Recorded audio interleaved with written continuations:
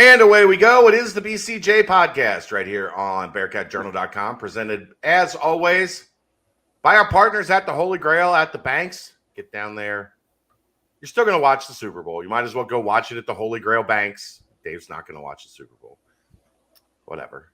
Get down to the Holy Grail Banks and take in the festivities. Get yourself some good food and some good drinks. Have a good time. You know, it won't be the same. It won't be as fun as last year. Yeah, he is. We'll go. Okay. Wait, I want to show you my shoes first. Kelsey, I am recording. Kelsey has impeccable timing. She does, right as soon as the show starts. Congratulations on your new shoes. Thank you. You're welcome. All right, Dave, let's get going. Make sure you get down to the Holy Grail and support the folks that support us because it's just the right thing to do. That's right. I won't be there. I won't be watching. You're not going to watch it all. No. Why not? Because, at this It's football, point, Dave. I thought you loved football. It's the last football game. I do. But, I think when your team is, that close to going, and I still think they're better, I don't really want to watch two teams that I think my team is better than. I mean, come on. You have to at least say Kansas City is as good as the Bengals. I don't have to say anything. They played better. They played better on last Sunday. I'm not sure. I still don't necessarily believe that they are better. I mean, it's two very close teams. I'm rooting enthusiastically for the Eagles.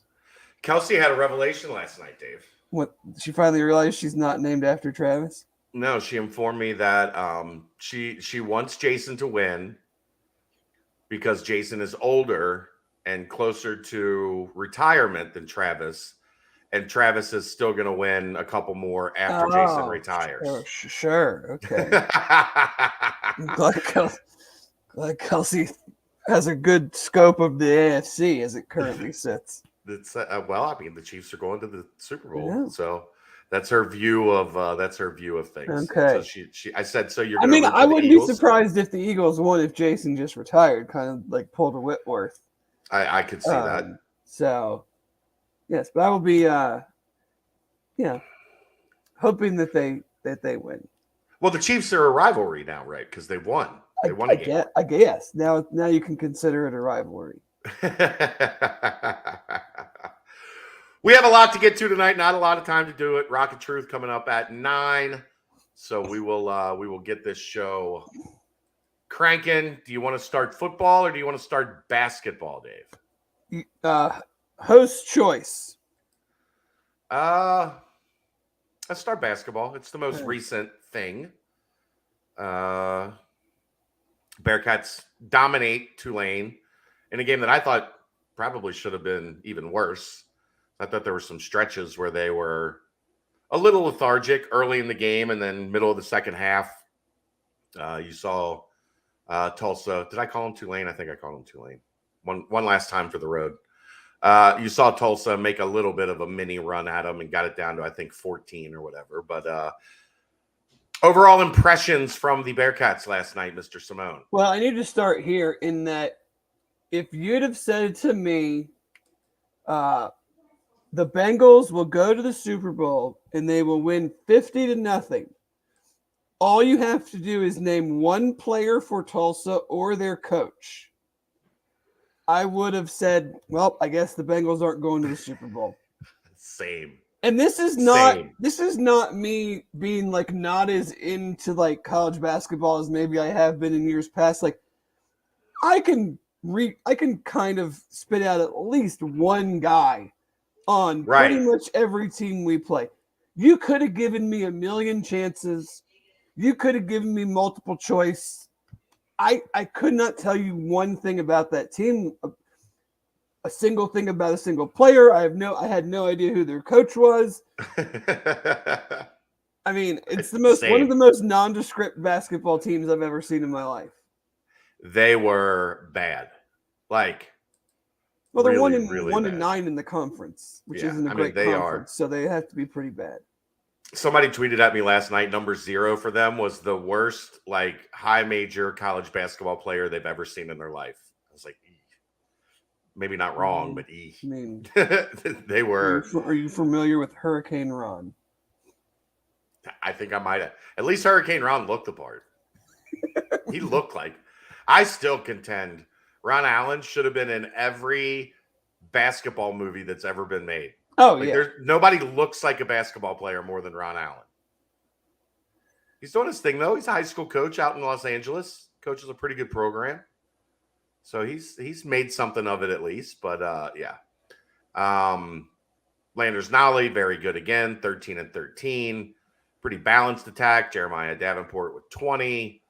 Vic, really good again. David Julius, really good again. I know you have to keep the opponent in mind, but there can be lulls after a game like Houston, right? Like you shot your shot. You did everything you could to beat that team. You just caught Houston on a good day, and you couldn't hold them off at the end. Right.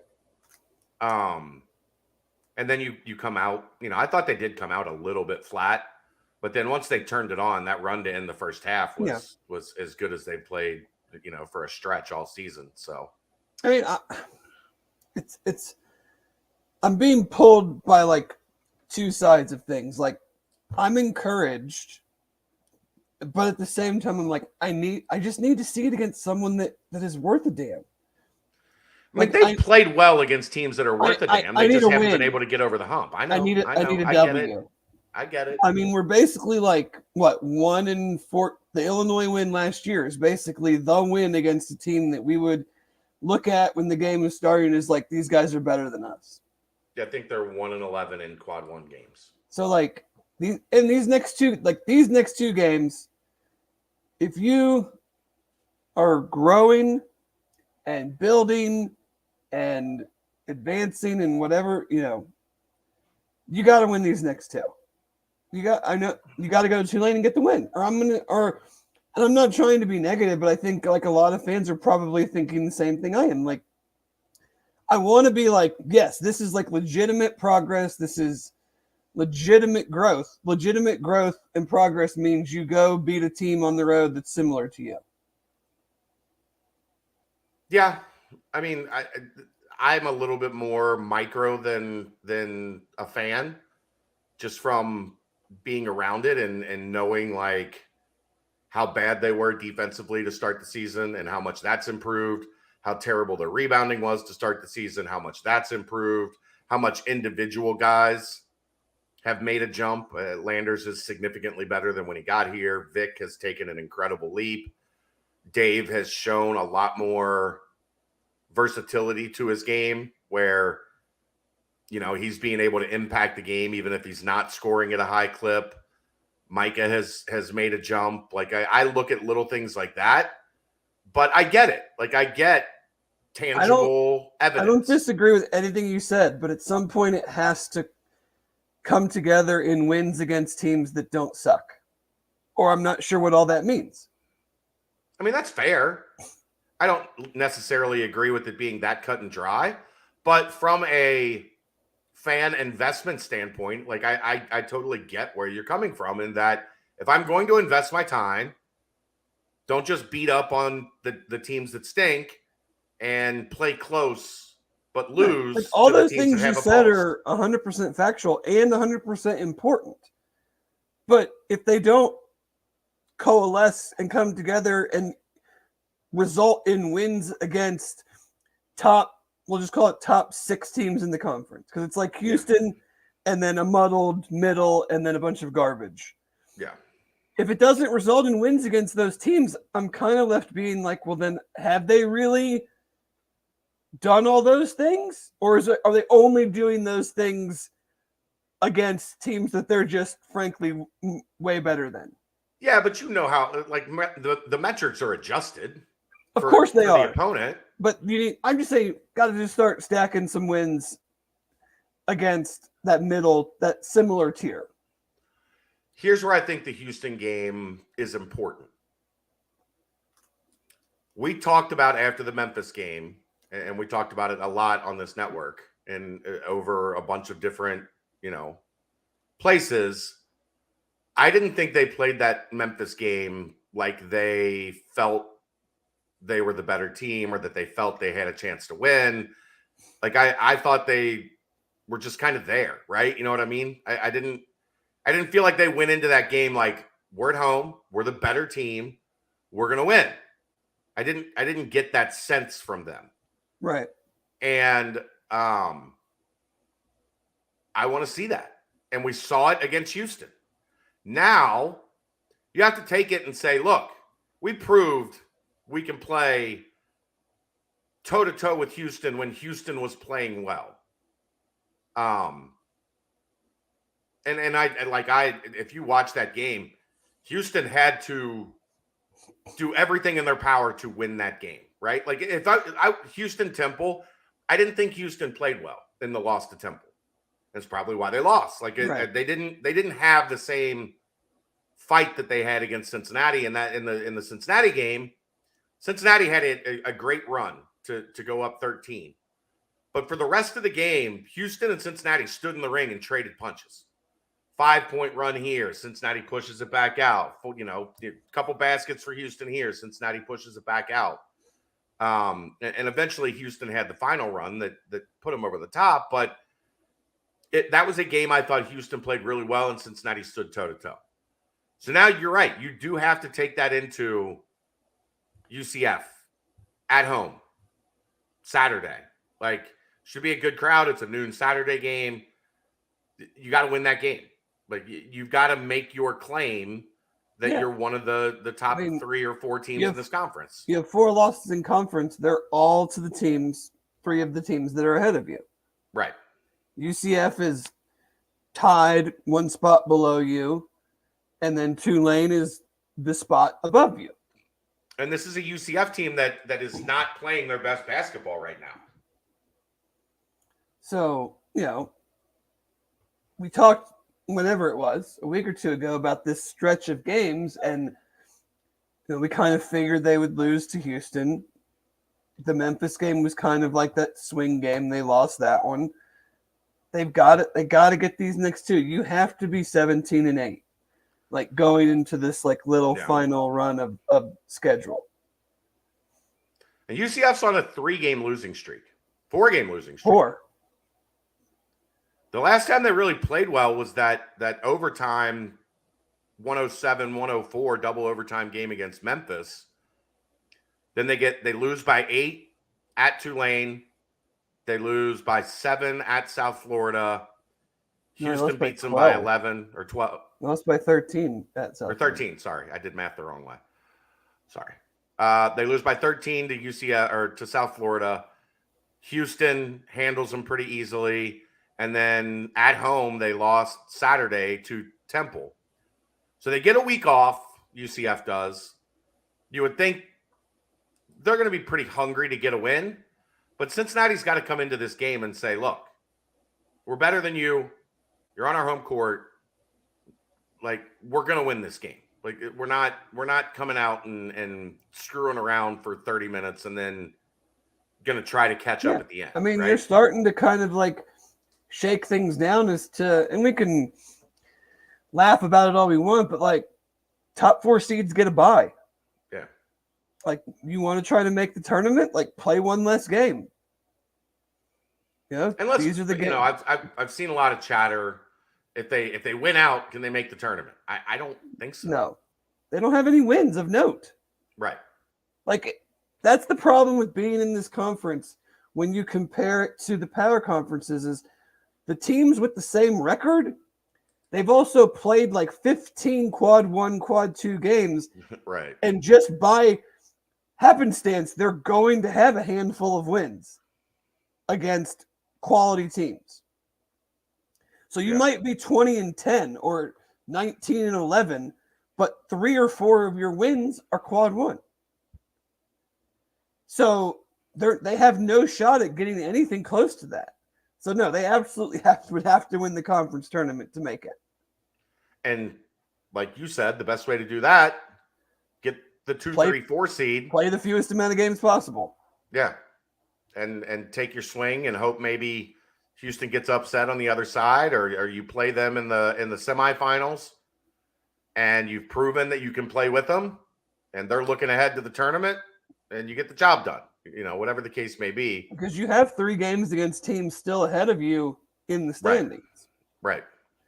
So you can make your own hay by winning those games. Now, 2 of those are on the road, and we still need to see how that element goes. I mean, you said the pieces are playing better. There is no denying that the pieces are playing better, but I'm looking at it from like just a total big picture season standpoint of that has to eventually equal wins against better competition, or I'm not. What do you say at the end of the year? Like, oh yeah, these guys all individually play better. Then I'm gonna go, yeah, but it didn't result in anything of note, of substance. I said this with Mo today, though, and I do think it's true. I don't count last year as year 1 of the Wes Miller era. It was last minute. There was a culture that was fractured. This is the question I asked Mo.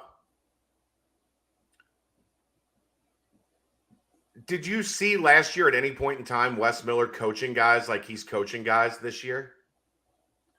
No, I don't. I mean, I'm not going to I won't call it like a year 0, but it definitely was not anywhere near what it is now, but the talent level has definitely increased, and the guys coming from last year to this year, their play has definitely increased.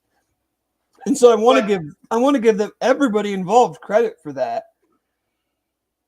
So I'm not trying to be any certain way or be negative or anything, but I understand your point completely and where it's coming from. Like, completely. We know this league stinks. You got to beat the teams that are even halfway decent, or I'm just not sure. And it has nothing to do with building to next year. Like, I'm looking strictly at this season. Like, What did we talk about as a successful season? Like, you and I probably talked about like NIT and just having games in February matter for some sort of postseason life. Yeah. And we're kind of there, but I'm sorry, I'm greedy. Like, I want to see that next step. I want to see the good things that we've seen come together in a game like at Tulane, and you play well and you beat a pretty good team. Right. On the road. Because if your record ends up being a whole bunch of South Florida and East Carolina and Tulsa, Wichita State, I'm just going to be like, okay, yeah, whatever. Like, doesn't mean that I'm not going to be bullish for next year, but I'm going to be like the 2022-2023 season was just kind of, beaten up on the dregs, and we didn't really, punch above our weight at any point. So they're 6-4 in conference. I mean, the 8 conference games left, and really, only 3 of those are against teams that stink. You're home against South Florida, you're at East Carolina, and you've got SMU at home to close out the season. Right. Yeah, I think you have to get to 10 wins in the conference. I would prefer 11 or 12, but you have to get to 10 wins. You win those 3 games. That means you only win 1 of the other ones, which wouldn't fly. No. I mean, I think, like, to me personally, and this might be, I think you got to win. You split at Tulane, at Memphis. You got to win all the rest. I mean, you got to go 7-1 in these last 8. Temple worries me still. Or is it 7 or they have 8 games left. They're 8. 6-4, 6-4 in conference. I mean, that seems like for me to say that, like, are they really going to get to 13? But like,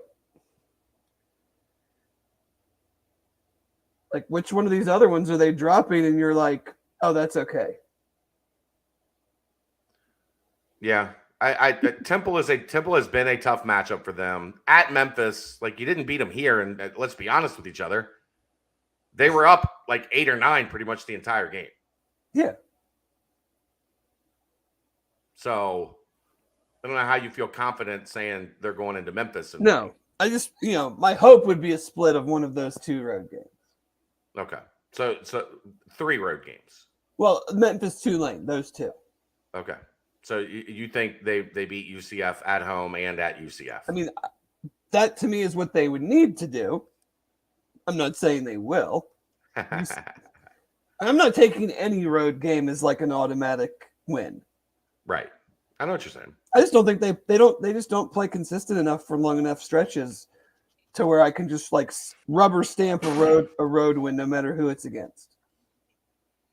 Yeah, I mean that was the other thing that was really good to see about the Houston game was that they went on the road and they played really well. Consistently. Like throughout that game. Even though shots didn't fall at the end, I didn't think they played poorly down the stretch against Houston. They just didn't make shots. They didn't make good shots. Still tough to it's tough to lose by 7 when you're up 11 with 11 minutes to go. Sure. Look, but sometimes you have to tip your cap and say, guess what? The other team was just better over that stretch. Sure. I agree, but that's like I'm not saying they played great. I'm saying they ran good offense. They got shots they wanted. They missed the shots, which is required to win. But I didn't feel like that's why we had this conversation the other night about whether they choked or not in that Houston game. And I think to choke, it requires you like screwing up. I guess that's what my thought process on this is. And I didn't think they screwed up in letting Houston go on that run. I think Houston just had some dudes that made great plays, and Cincinnati didn't make enough plays. right. So I don't think that's a choke. I don't think that's. No, I'm not. I didn't see. I know. I'm just that. What I'm saying now came from that conversation, like my thought process on. Mm-hmm. They didn't do enough to get the job done, clearly. And Houston played better over the final 10 minutes without question. But I didn't feel like Cincinnati played bad. I didn't walk away from it thinking they had the game won and they just pissed down their leg. Yeah. Like the moment was too big for them. They tied it up at 69 with 40 seconds left in the game. That's nice. Now they didn't finish, but they fought. Baby steps, Dave. I'm in a baby steps phase of my life right now. I'm seeing the small things on the way to recovery, I guess, as it were. A question for you. Okay. How much is there any limit on what you would throw at Landers Nolly to come back next year? I mean, I'm sure there is. But you get my point, right? Like going into the Big 12, like that's the linchpin. If you have him back, I think you feel at least okay, right? Yeah, because like you know this much better than me, but like if he doesn't come back, it's Vic and a bunch of dudes that you have no idea what to expect. Well, you better hit a 3-run home run in the transfer portal if Landers doesn't come back. Yeah, like a guy that averaged like 20 a game this year at a Power 5 school. Yeah, that's what I'm saying. Like you might not have to hit a grand slam, but there better be 2 dudes on. It's been really impressive watching him grow as a player. Because for the longest time, he left Virginia Tech. I want to pull this number up. He left Virginia Tech. He was an all ACC freshman guy. And he left Virginia Tech because he didn't feel like he got enough shots. He averaged at Virginia Tech in his freshman year, he averaged 30 minutes a game, scored 15 points a game.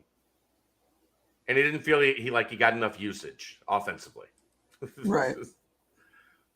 Then he goes to Memphis, has a really good, like he sits out. He has a really good first year at Memphis. And then his second year, obviously we know how that kind of played out in terms of having Imani Bates and Jalen Duren and that team kind of falling apart at the seams till they got it together at the very end. But he didn't do a whole lot else, right? Like, Yeah. He did that first year at Virginia Tech, and this might have been why he left. It's like 5.8 rebounds. He's like, nah, man, I'm here to score. I'm not here to rebound. Didn't really rebound much at Memphis. 4.1 was his highest. 1.8 assists, 2.8 assists, 2.4. He's at his career high in assists at 2.7. Career high in steals, career high in blocks, about average in steals. It's a guy that wasn't necessarily like bought in, I guess is a great way to put it. And he would probably tell you that. What's up, UCF superfan? He's bought in now. Like, he's having fun and doing – he was cracking me up at the post-game press conference last night. I don't know if you heard it or not. I did not. Talked about his goal was to get 15 rebounds last night, and he felt like a couple guys were trying to steal his rebounds. His teammates were trying to steal his rebounds, so he couldn't get to that 15 mark. And they were doing that because he's been calling them all soft in the locker room because he's, 6'6", 6'7", and getting the most rebounds on the team right now. Like, just seeing his personality come out. He said his asthma might have flared up early in the game because not enough fans showed up.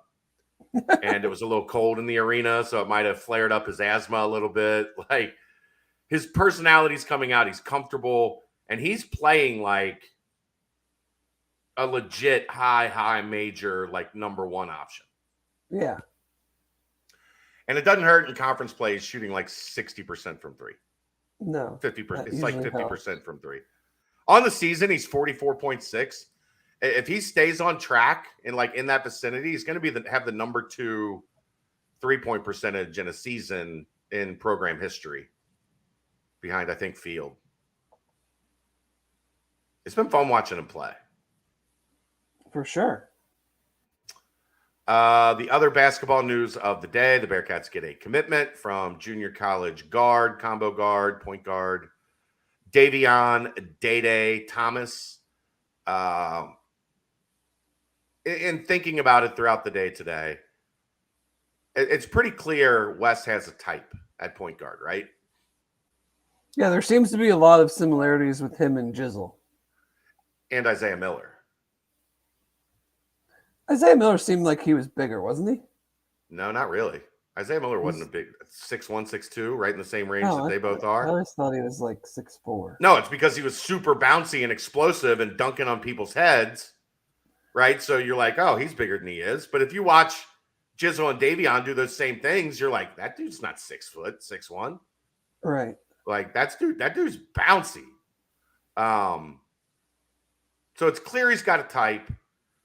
And I think they definitely want to get into like this, put the ball in the hands of somebody that can explode and get to the rim. Now, Dave has done a good job this year being crafty, getting into the paint and dishing out for assists or hitting his floater. I don't think anybody's calling him explosive. Right. He's not a guy that just is beating you off the bounce. There's really, in terms of just a guy that has that first step that can just get by people, there's really only one of those on the roster. Dan. Yeah. Like when Dan puts the ball on the floor, he gets by guys just with ease.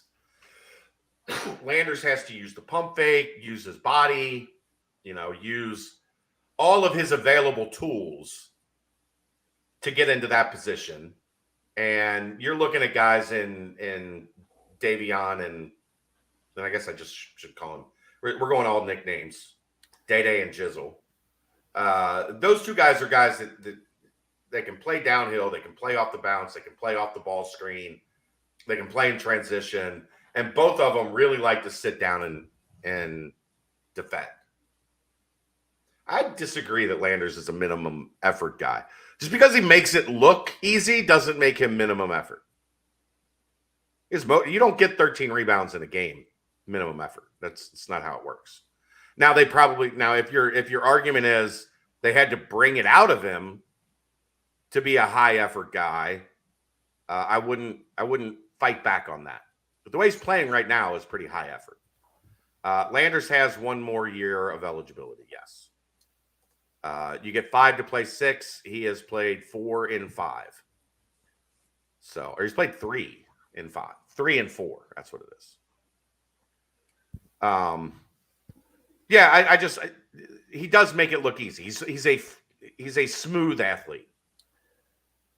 He loves the one dribble pull up. Loves it.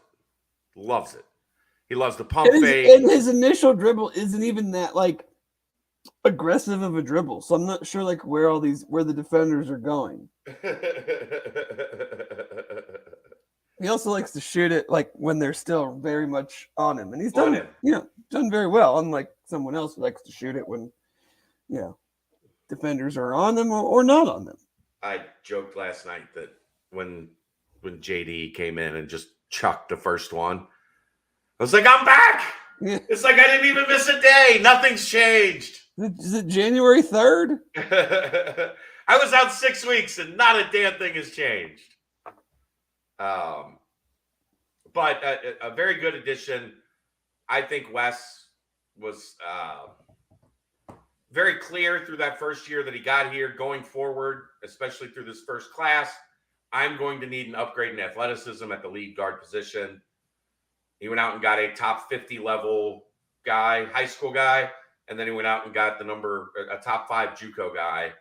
And they both have a lot of the traits that this roster has been missing. Yeah, I mean, off the top of my head, I can think of like Mike Miles at TCU, Harris at Kansas, LJ Cryer, those guys at Baylor. Like you have to have, and none of those guys are big point guards, right? But they're all super athletic, super explosive. Like you have to have that. Yeah. So necessary to get those in there. And then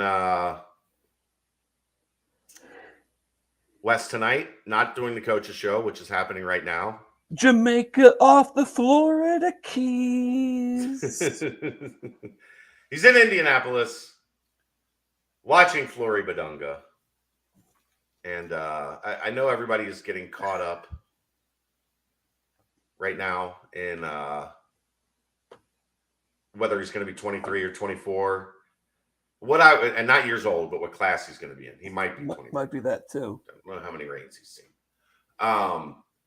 But I would say don't get caught up in that yet. That is, and mainly because to my knowledge, it's not something on Flory's side that's even been broached. Like it's not on the radar for them at this point.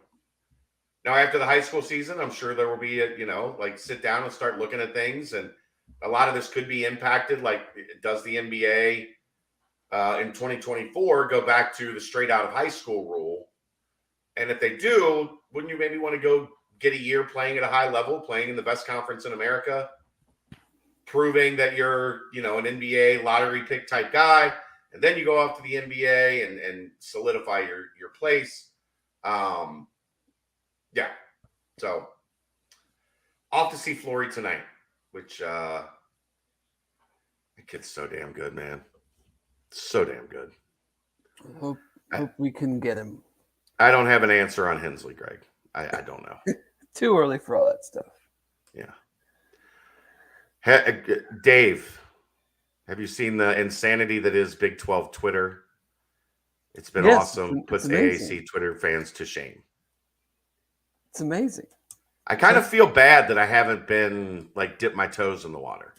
It literally, and I don't know why it took the schedule being released for this to kind of totally come together, but it took 48 hours for everybody in the Big 12 to realize how big of a bag of dicks UCF fans are. And I'm over here kind of in the peanut gallery being yeah, we know. So it all started basically what the Cyclone Greg or whatever his name is. Cyclone Larry. I need to make friends with that guy. I think we'd like him.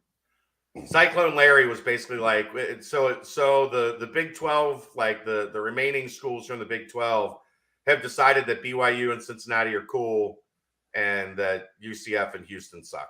Yeah, basically. And the UCF fans got all in their feels.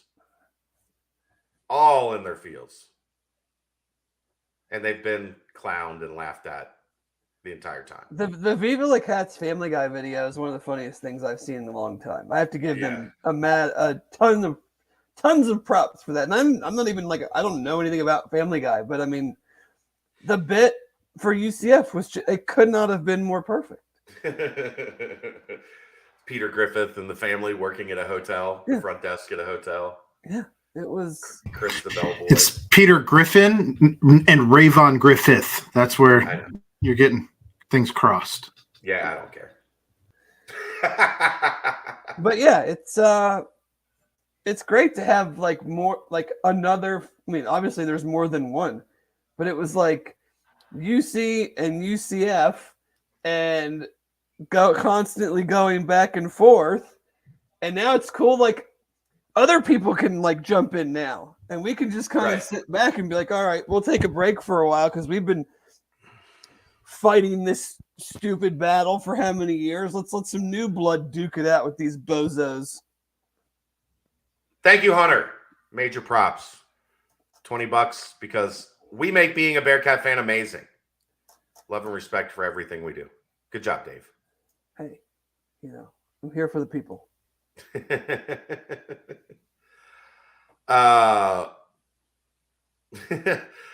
Texas Tech and Cincinnati vying to start a Tupperware Bowl. Loser gets the trophy every year. It's just a Rubbermaid stuck to a trophy base. Well, did you see that the UCF account tweeted out a cornflict bowl? Yeah.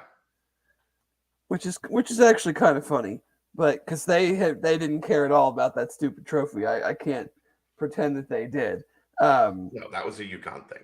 Yeah, but yeah. I just love how much the entire Big 12 is dunking on UCF for their national championship. Right. Everyone does that. It's just now they're in a conference that can dunk on them regularly. Yeah, no one else has ever had a reason to care. So now at least a few other teams have a reason to care, to make fun of them. It is nice having somebody else that has to deal with them. You're right on that, Dave. Yeah. It's generally just been us. And I think that might be why I've sat out of this one. Yeah, I just like retweeted stuff and laughed. Yeah, I haven't even done that. Like I haven't even dabbed my I haven't even thrown the BCJ bomb, like thrown me in there and started talking shit.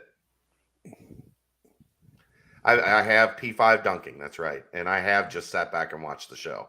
But I feel like, if this is happening, I need to get my name out in the mix so that the Big 12 folks know that, some Big 12 I'm a player. I saw it got retweeted or whatever. They were like, give me all the people that we need to follow of the new schools. And I replied, I was just like, me. From the Bearcat Journal account or from the Dave Simone account? No, from the Bearcat Journal account. Me. I don't tweet anything you see from my personal account. I have my own. Occasionally. Very, you do very... when it's something you can't say on the BCJ account. Correct. Correct. Now, if you want all my great free agent and draft takes, you know where to find me. Yeah. So yeah, that has been fun to watch and kind of be on the sidelines.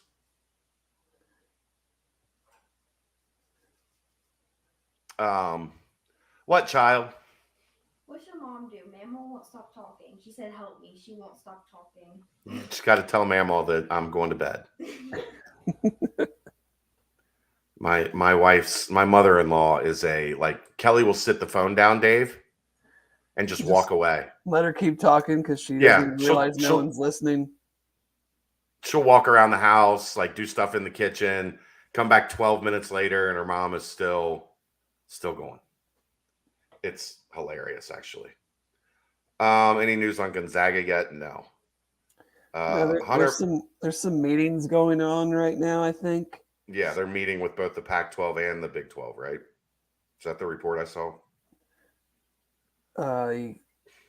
Well, no, I'm saying the Big 12 ADs are meeting in Texas this week. Yeah, but there was also a report that Gonzaga is meeting with the Big 12 and the Pac-12, like in relatively short order. Hunter's in the minority that believes Hensley could be a major contributor with the right offseason. I don't disagree. I mean, you got to think he didn't have the value of the regular offseason like everybody had because he broke his hand and then played for another 4 weeks on a broken hand and then missed a large majority of the offseason. Would it be possible for Dan Simon to expand on these recent Fluger podcasts about Big 12 being ready to pounce? I mean, I don't know if Dan can. I can. Dave can. We haven't heard from Dan in a while. Is he all right? No, I think he's okay. It's cold. He's playing golf somewhere. Okay. I think it's pretty simple. It's the longer that this Big 12 or the Pac-12 media deal does not get signed, the more likely it is that someone is going to get nervous and be like, screw it. Yeah. I'm not letting we're going to go to something that is stable and we know what's there. Right. Like, we've been told for how long that this thing is about to get done or that the goal of it is like, it's February 2nd. I mean, every day that goes by, I can't imagine that all of a sudden the deal is going to get good. Right. So I think that's what it is that the Big 12 is prepared to and is probably having conversations or is, teams, schools, whatever, reaching out saying like, give us more info. So I just think the longer it goes without a deal, anybody would be like that in your life or, however you want to equate that, if you're not like, if you went on some dates with the lady or a guy and they didn't call you back for a certain number of days, eventually you're going to be like, well, time to move on. Right. So I know that's not the greatest analogy, but like that's what it means. Right. Who are they coming with? Gonzaga. I don't know. I'm not sure. Do you just take them and not worry about it? I mean, we talked about this a long time ago. I'm pretty indifferent on the whole Gonzaga thing. Like, I would be fine with it, but I wouldn't be like sending out fire emoji tweets like this is the greatest thing that's ever happened. I mean, I know why they're doing it, and I know why it makes sense for them to join the Big 12. And I say this as a fan of a school that is not even technically in the Big 12 yet. Like, does it really make that big of a difference for the Big 12 basketball if they add them? At a certain point, how much better than everybody else matters? Like, they're already substantially better than everybody else. It matters in the sense of like your base, like they're probably getting a tournament share every year. Yeah. And so probably a deep one. I mean, right. It's not like they've been getting bounced early. No, because like they recruited a high level. Yeah. They would obviously take on more losses playing a Big 12 conference schedule, but then they're in the tournament playing a bunch of teams that they don't play that they're better than. Right. I just I don't know. I'm not saying that I don't want it to happen, and I'm not saying that I think like it would be the greatest thing ever if it happened. I feel you. I mean, from a UC standpoint, like I don't really want him to join. Like I don't really. It doesn't need to be harder than it's already going to be. It's already going to be impossible, right? I mean, it'd be like joining the old Big East when they first joined, and then being like, "And we're going to add North Carolina and Duke." Well, no, just one, kind of. like. So, no, I mean, it would make ripples, waves, whatever you want to say. Like, it would be a big deal. Sure. I think they're scared of any tournament expansion happening and automatic bids being taken away from smaller conferences and the dollars and cents of it all. So I'm kind of whatever. Yeah. Let's get to football. All right. You want to start schedule, or you want to start Senior Bowl? What you're seeing and hearing from Well, the I will say in 11 minutes, the East-West Shrine game is on NFL Network with Lenny Taylor, Charles McClellan, and Arquan Bush. If you'd like to tune into that. I have seen some things on Lenny. I have not really seen much on the other two. Seems like he's had a good week in Vegas for that. So that's encouraging.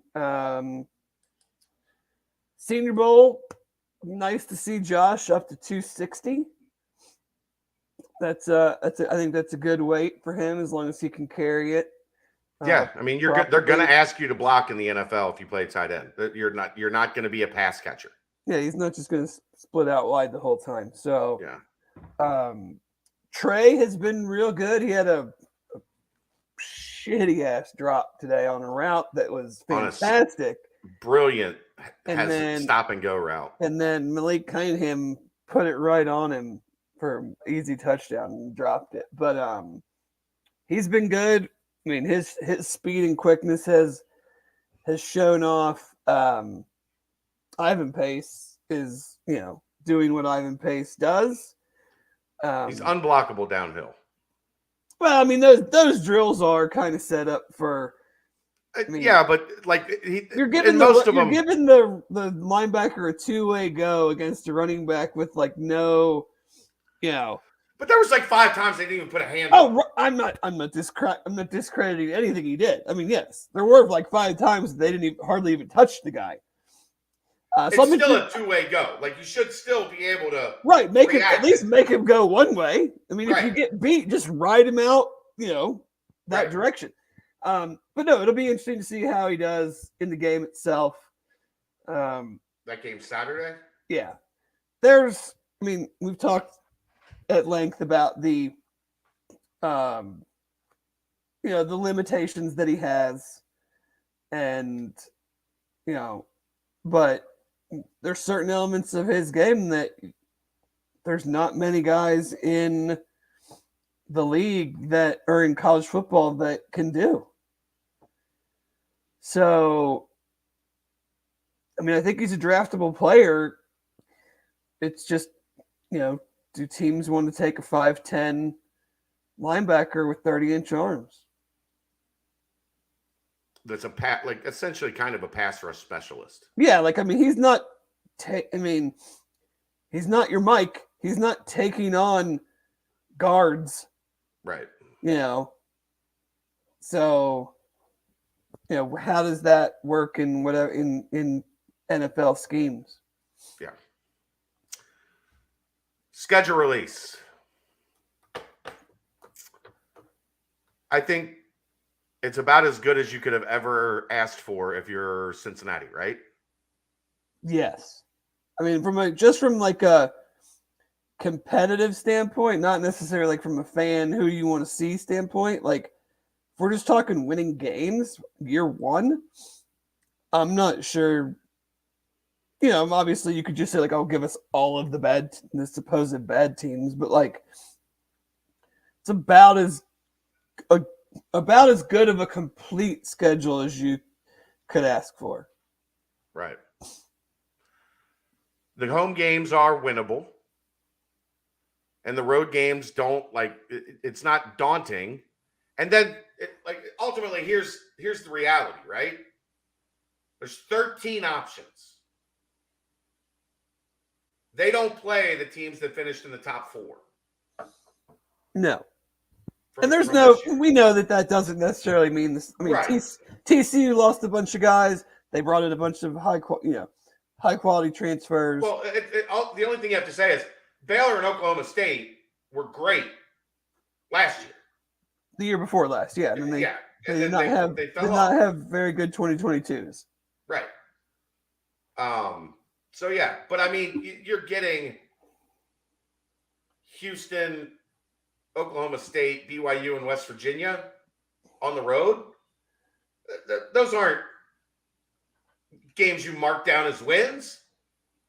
But if I had to, like, if you told me pick the 4 teams you want to play on the road, those probably, I mean, maybe you switch a Kansas in there, although, like, no, I mean, I think healthy. Bill Conley from ESPN, I saw he put out a tweet talking about, like, he calls them, like, in the preseason, they're like toss-up games. I think it's with what he calls, like, within 7 points either way. Yeah. And he said that UC could have 9 of those. Right.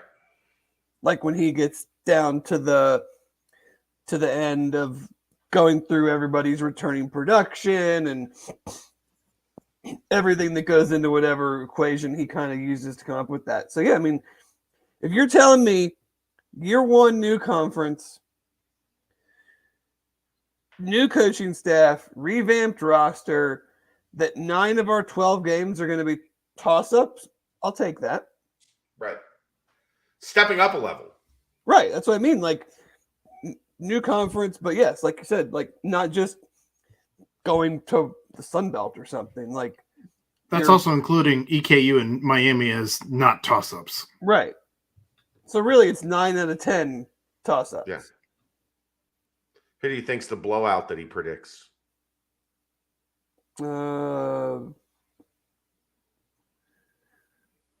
Based on, I would guess Oklahoma. Yeah, I mean, we'll see if they can bounce back. They were not good last year. They got a lot of good players still. They still have a lot of good players. Of course, it's Oklahoma. Like, they've recruited as the top team in the Big 12 for a decade, basically. I mean, it's not even necessarily blowout. I mean, 8-point. Yeah. Could be more, but I mean, that's like kind of his, like, where he goes as far as toss up. What do you think is a good baseline for your expectation on where, like, just first glance, without spring ball, without camp, without all the inherent knowledge that we're going to have going forward, where do you think is a good place to eye it here? Like, as a record? Yeah. 6-6. Yeah. I think you can be EKU and Miami, Iowa State and Kansas. There's 4, and then where can you get 2 more?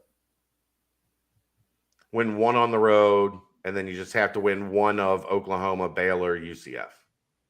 I think they beat them. Like, West Virginia could be an absolute train wreck by the time. Right. There's a lot going on there. Oklahoma State, there's a lot going on there. Oklahoma State's losing a shit ton of guys, aren't they? Yes, but there's just a lot going on. Yeah. But I'm just talking in terms of, like, roster and, like, what will take the field against Cincinnati. Yes, they're losing a lot. Instability is the name of the game for Oklahoma State right now. Mm-hmm. Yeah, so I mean,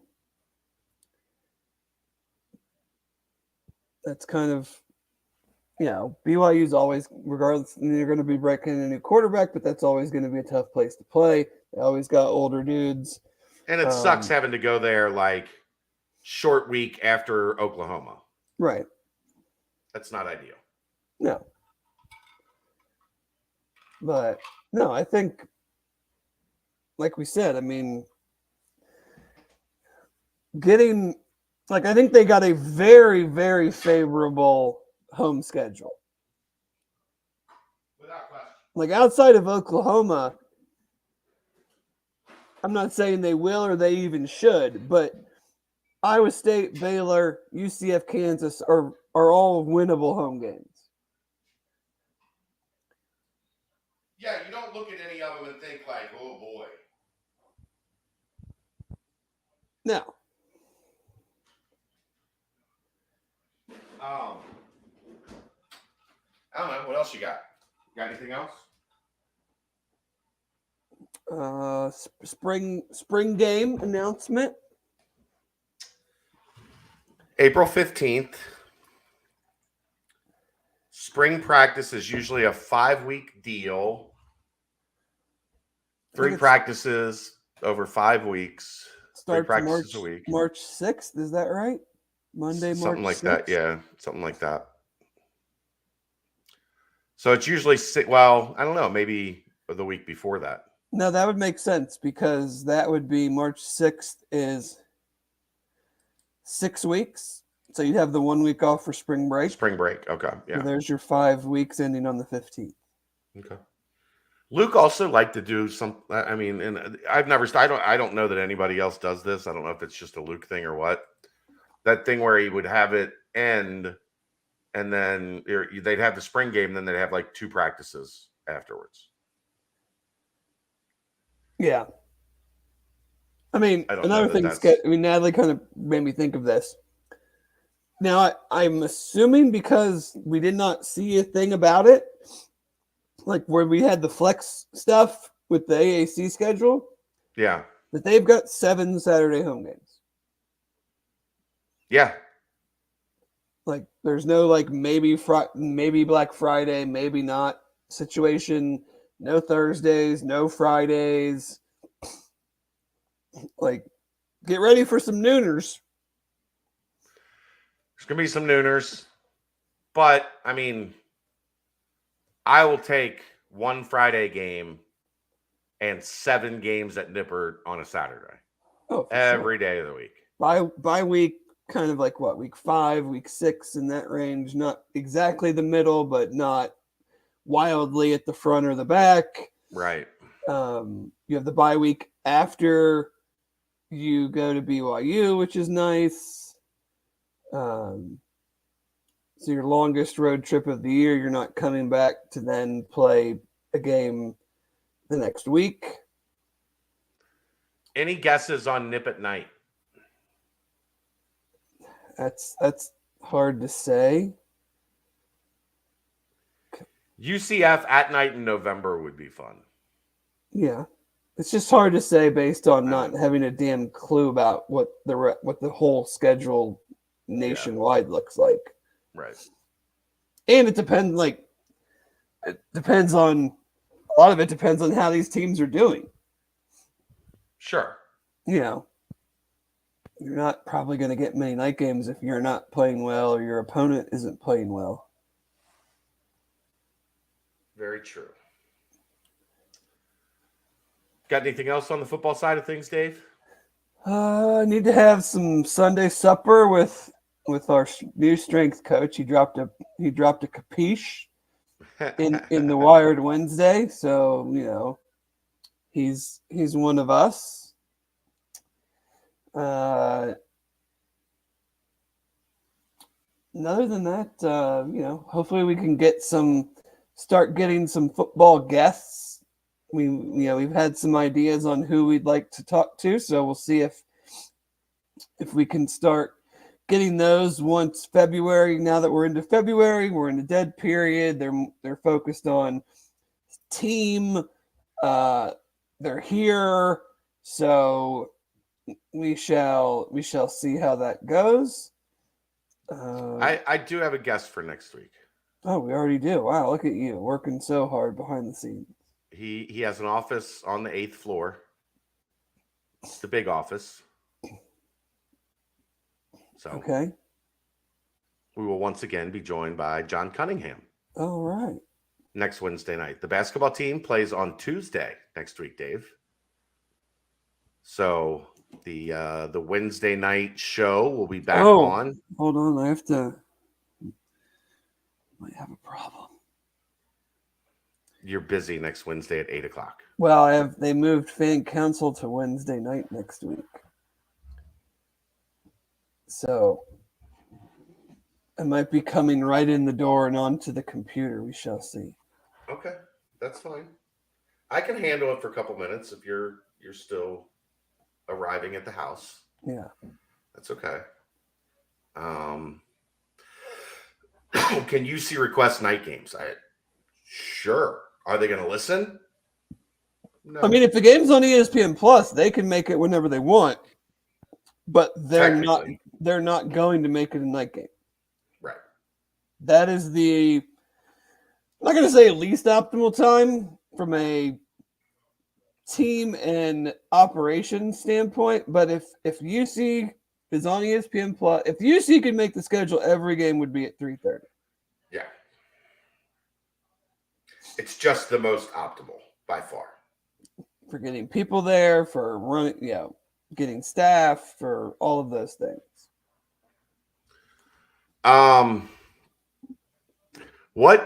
Let's revisit something for a second. What do you say to the UC fans that are now done with the quote unquote done with Travis Kelce? Why? What did he say about UC? Nothing. Exactly. Nothing. So what's there to be done with? They're Bengals fans that are in their feelings. I'm a Bengals fan. I just want to remind people this. Where did Travis Kelce grow up? Cleveland.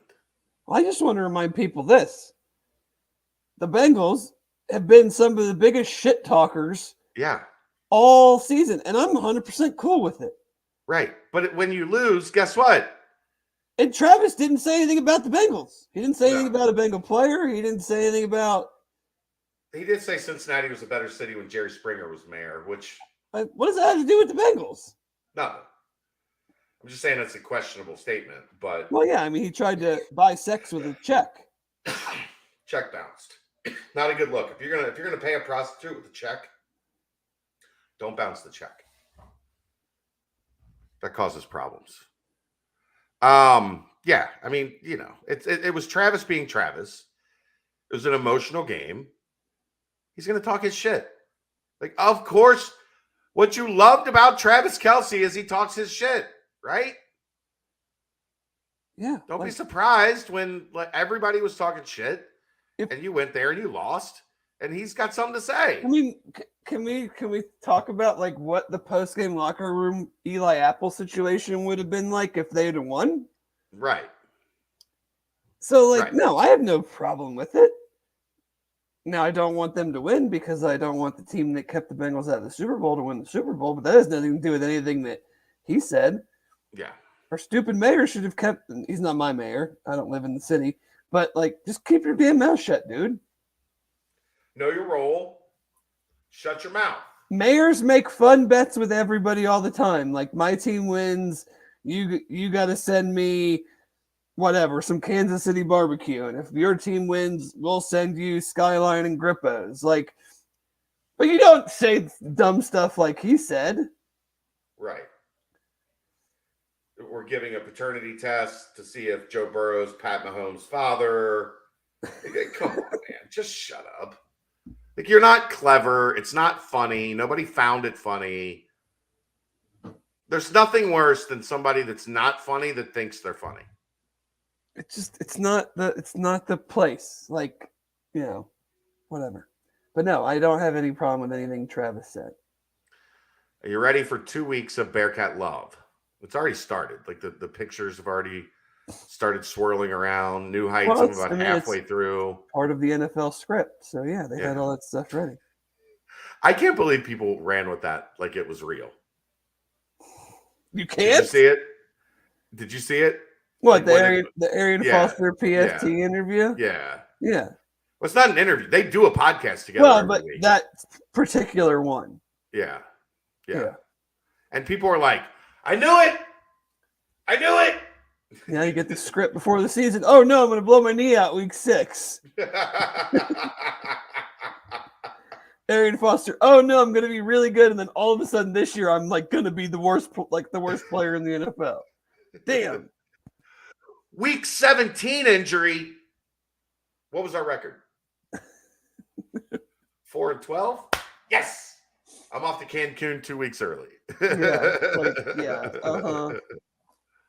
Oh, shit. Just relax, people. It's Travis being Travis. He's having some fun. But I did love, though, on their podcast, I guess, is it weekly? Weekly. every Wednesday. When Jason asked him, like, can you even name 3 things a mayor does? Yeah. And he was like, get votes. Get votes. Jason's to me, Jason's the funny one. Yes. Because, it depends on your sense of humor. Because he's like giving Travis shit about his comments about the mayor when he knows Travis has no idea like what a mayor actually does. Yes. Like Jason is very witty. Like you have to be smart to keep up with Jason's humor. Yes. Travis is very Gronk, like slapstick. He's still 12. Yeah. He's still very much a 12-year-old. He's cutting WWE promos on the stage for the AFC Championship. Right. And getting love from The Rock, which is why you do that, right? Like The Rock has already responded back and forth with him a couple times. Rachel just sent me a text that said, I don't know if she's listening or if I'm just talking that loud, that I'm stealing everything that she sends me about the New Heights podcast. This is her saying this, not me. So she listens and you really don't. She does, like, she sends me clips. I don't listen that often, and she sends me like Instagram clips from the show. Yeah. It is a great podcast. It's really so good. I know I've beat that into the ground, but it's maybe they'll have us on sometime. I don't think we're. You don't think we're gonna pull in the audience? I don't think so. I'll check next time they're in town. I do text with Jason occasionally, but I'll check next time they're in town. I'm guessing it's going to be a no. No. They're talking about getting Tom Brady on, and we're more exciting than him. He's boring. I know.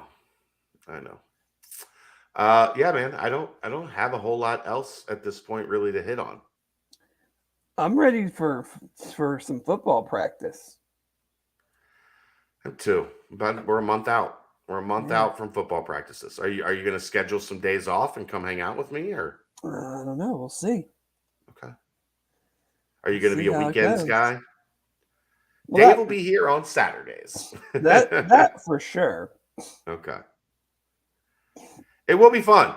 And we'll start. We'll kick it off with Cunningham next week, and then I'm hoping Satterfield and Brown and Manning will all be joining us over the next month or so. We'd like to do a Zach Grant, Jack Griffith one as well. Yes. We'll see if it comes to fruition, but compliance does not like that idea. But why is that? Just because it's easy to slip and say something that ends up being something they have to report. Oh, we were. Even if you. I mean about players or anything like that. I know, but it's easy for just the conversation, like something to slip out that you don't really think of. That is a violation. Like they just get nervous about recruiting guys coming on. Whatever. They're not recruiting. They're a GM. Yeah, sure. But we are stacking things to have a very strong February here on the BCJ pod. And then maybe I'll hit up Brady and see if he can get me Nico for the BBP at some point here soon. Are you going to jump on the BBP if Nico's there? They're talking about some Sunday sauce and possibly. Okay. Have to find out if is he going to carry on the Squat Fest tradition? Does he have his own? I'm sure he's got something in mind. Can we go get some sandwiches or some pasta sometime? You might have to take him to help introduce him to the good spots in Cincinnati, which not a lot of great Italian in this town. There's not. The best one, my favorite, closed down a couple of years ago. Yeah, it's not a lot of great Italian in this town, unfortunately. I want to find somewhere with a real quality carbonara. I love carbonara. Pep and Dolores is good. No free ads, but They don't have a carbonara though, do they? oh, I don't know. I'm just saying in general. The restaurant. Yeah, I like Pep and Dolores. I've had a couple very good experiences there. I'm just looking I want a carbonara with some guanciale. Not the I don't want cut up bacon in my carbonara. I'll do it. I made something new tonight, Dave. I made beef and broccoli tonight. I got to walk. So the Chinese food, I just got to walk. So the Chinese food is coming. Do you have a gas stove? No, I've got an electric. Well, how the hell are you going to get it hot enough? It gets hot enough. Does it really? That's what I've always wondered. Can you get it hot enough at a home? So I've got one of those that's got the double rings. The double rings. Yeah.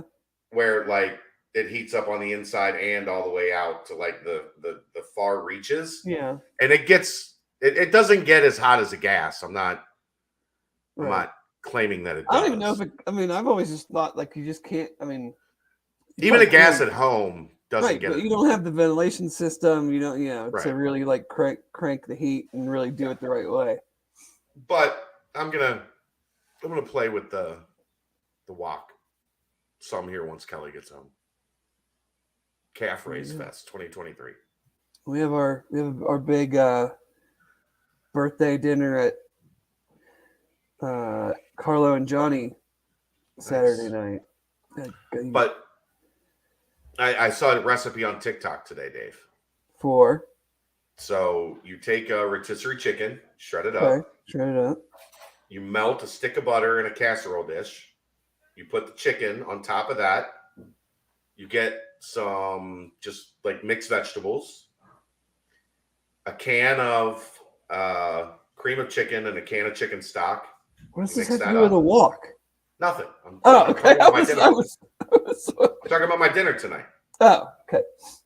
And then you get a can of chicken stock and a can of chicken broth. You mix it up. You pour that on top. And then you take the Red Lobster Cheddar Bay biscuit mix. Okay. And you put that on top of it. It's your crack instead of your crushed up crackers. Instead of a pie or instead of a pie crust. It's basically like a So is this like a pot pie without a bottom crust? Yes. And with Cheddar Bay biscuits on the top. It was very good. Sounds good. It was very good. Cooked it at 425 for 20 minutes. Once the weather gets warmer, we need to do some more meetups and just go and tell people we're going to be at this place having some sodas and some wings or whatever, and just if you want to show up, and we'll talk some ball, and if you get enough pops in us, maybe we'll tell you some stories. You know what, Steven?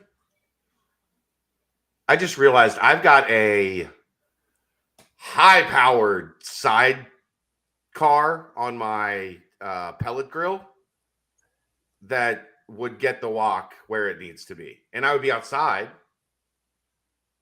so you wouldn't have to worry about the smoke. And I'm using the wok on the side burner outside on the grill. That's fantastic. Good work, Steven. So sometimes you just got to talk through things. Once you talk through things, you get to where you're looking to go. All right, Dave, I'm out of things to say. We're not gonna push the envelope tonight and just talk to talk.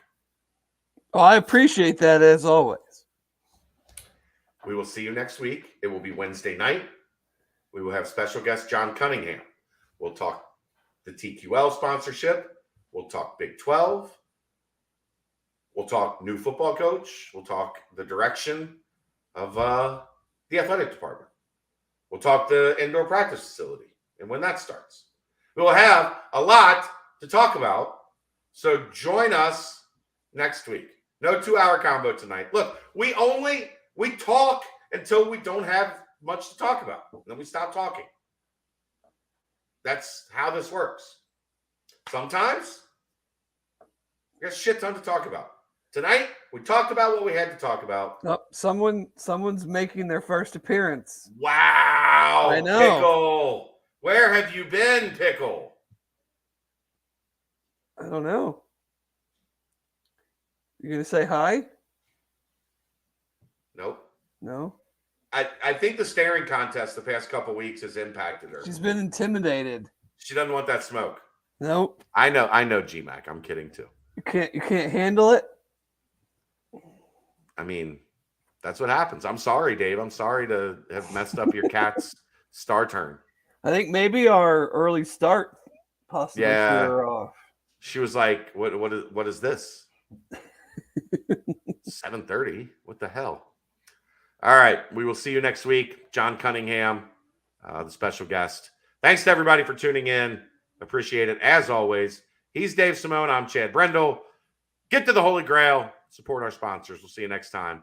It's the BCJ podcast right here on BearcatJournal.com.